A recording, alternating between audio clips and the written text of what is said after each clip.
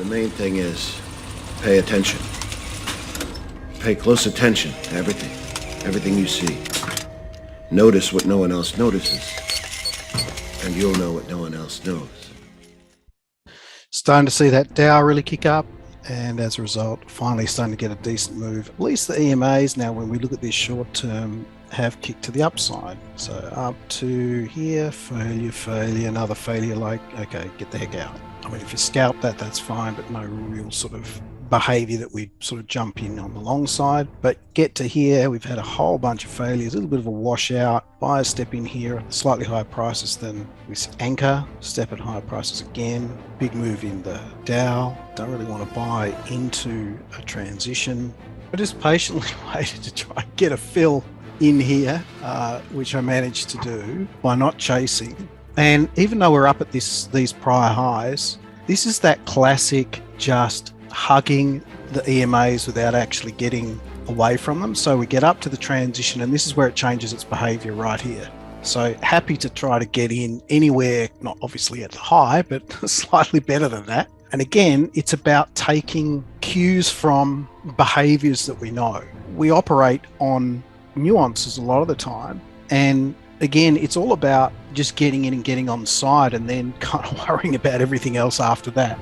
So every trade has inherent risk with it of not working. So I can't get too caught up in, oh, but what if it doesn't work? Well, that's the same argument for every bloody trade. I was actually having this discussion with someone before about this area. It's not really ripping to the upside, which concerns me. That's fine. It can concern you. You can feel a hole in your stomach, all those sort of things. But if you come back to just stuff that is odds-based, you don't let that stuff bother you. Plenty of times I can feel the discomfort of being in a trade. And all that discomfort is not knowing what the outcome is. If it's fear of having a loss, then that's another issue, which is baked deeper in not having done the reps to show that losses actually don't matter. But getting back to this, so, we deal with nuances. So absolutely, this is a transition. The market has failed there numerous times, but we can also see there's a whole bunch of traders covering here and everything else. And what was our prep about? Where are the traders to get hurt and all these things? And you see this little slight different behavior, which is different to what we've had before. There's enough evidence to go for it, knowing completely well that it might fail, but that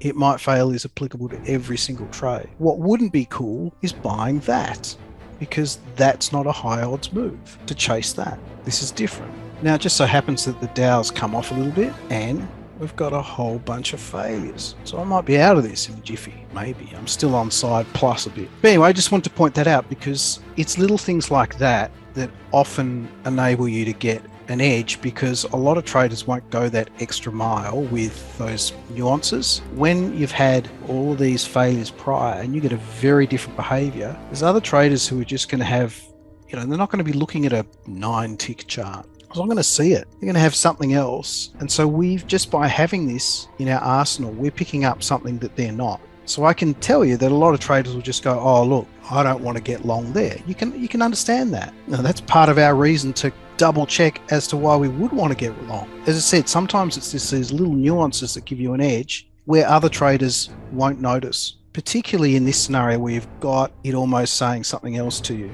And from my perspective, I just think it's such an easy edge to develop like this. It's not based on intelligence or tenacity or grit or, use all these buzzwords you like. There's nothing to do with it. You sit in front of these screens enough and you make notes about certain behaviors, and you start to take a screen print of the same thing over and over and over again, which is how you develop a set play. And you know how the DOM operates, and you know right now that we're not being dominated by a market maker. Like, you can just start to put all of these things together. And as I said, it's not super highly sophisticated, but it's sufficient to put yourself above enough of the competition, and that's what it's about. If we now suddenly go into a completely market maker driven environment, I give away a lot of edge because I suddenly don't have it over the others. But it makes it fun and rewarding. Paying attention is rewarding. So I just added, aren't we just in the early stages of a parabolic move? Now, that's a transition area. So, of course, what am I going to do up here? I'm going to try and get some out. Notice the absolute high didn't do much business. That's why we have time to put into prep to give us our no longer long, no longer short areas. pretty thin up here, so there wasn't a lot of covering going on. But we've also got a market about to close, and that quite often creates or leads to a reaction. We have the market maker back, but that's okay, because look what's happening with the Dow. What have we observed today? We've observed that the market maker is quoting higher prices in the market on the back of any moves to the upside in the Dow. Nice big chunky order sitting up here. So now the behavior's changed from this, hasn't it? But then we got something that's really classic in our sort of playbook 101 type scenario. Buyers stepping in at higher and higher levels, a little bit of a time decay, plenty of room above us. How about short inventory? Yes, plenty. So there's another opportunity to add again if you wanted to. So even if you missed all of this, just through sticking to a robust approach, you know where you can enter, and as time passes, you'll have more and more opportunities to participate. That's pretty much our 101. And it's not in a vacuum, is it? We've gone through prep. We know what the backdrop is to the day. We know about this theme with the Dow and what the market makers have been up to and where the inventory positioning is. And what, of course, happens right here. We know that too.